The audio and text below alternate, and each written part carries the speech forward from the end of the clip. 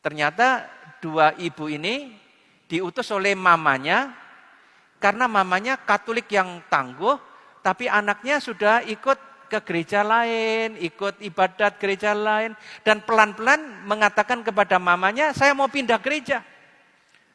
Wah, mamanya sedih, dan minta supaya saya mencoba untuk mencegah.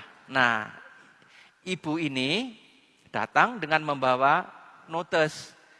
Lalu dia mengatakan, saya disuruh mama mencari Romo dan diskusi dengan Romo karena saya mau pindah. Saya bilang, kenapa mau pindah? Ya karena ajaran Katolik sesat. Oh ya? Ya oke. Tapi saya minta maaf, saya jam 8 mengajar, dari sini butuh 10 menit, saya beri 20 menit saja, saya bilang. Lalu dia mulai. Yang pertama, bukankah dalam Alkitab dikatakan bahwa Allah memberikan berkat kepada manusia, beranak cuculah dan berkembang biaklah, penuhilah bumi. Kenapa Romo, pastor, suster Katolik tidak menikah? Ini bertentangan dengan Alkitab. Saya bilang, masa? Ayatnya kan ada, kata dia.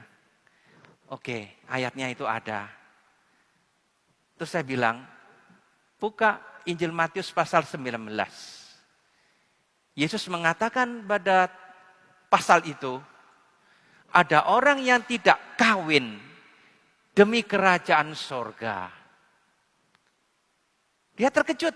Loh, ada ayat itu? Ada. Alkitab mereka dengan Alkitab Katolik sama, Injilnya sama. Karena kita membeli Alkitab dari orang Protestan, titik komanya sama karena kita belinya dari mereka. Ada ayat itu. Dia terkejut. Loh, kok tidak diberitahukan? Nah, itu masalahnya. Salah satu sebab adalah yang namanya heretik itu mengambil hanya sebagian, lupa yang lain.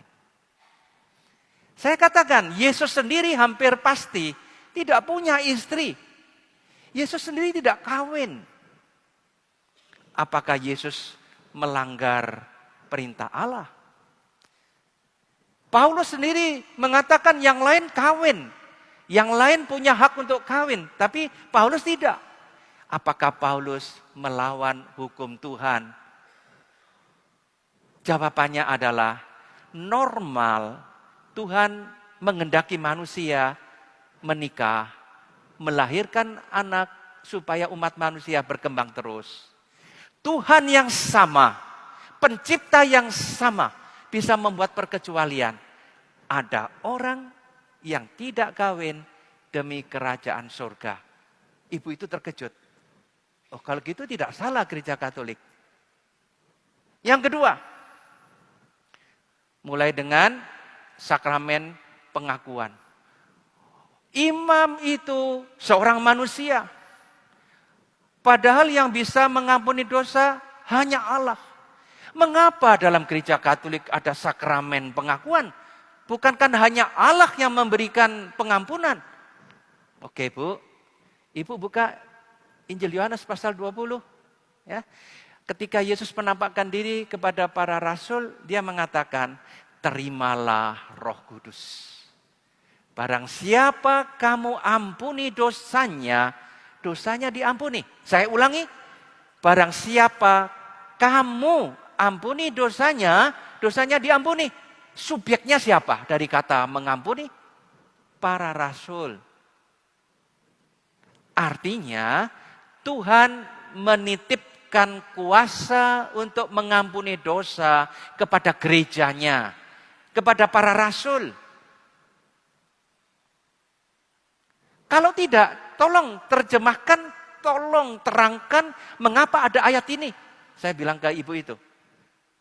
Mengapa Yesus mengatakan terimalah Roh Kudus? Barang siapa kamu ampuni dosanya, dosanya diampuni. Dia tidak bisa jawab. Dan masih ada yang lain ya. Tapi setelah 2-3, dia langsung tutup notesnya. Terima kasih Romo. Lalu dia pulang dan tidak jadi pindah. Nah, hal-hal seperti inilah yang sering menyakitkan hati saya. Kalau orang tidak mengerti lalu mau pindah.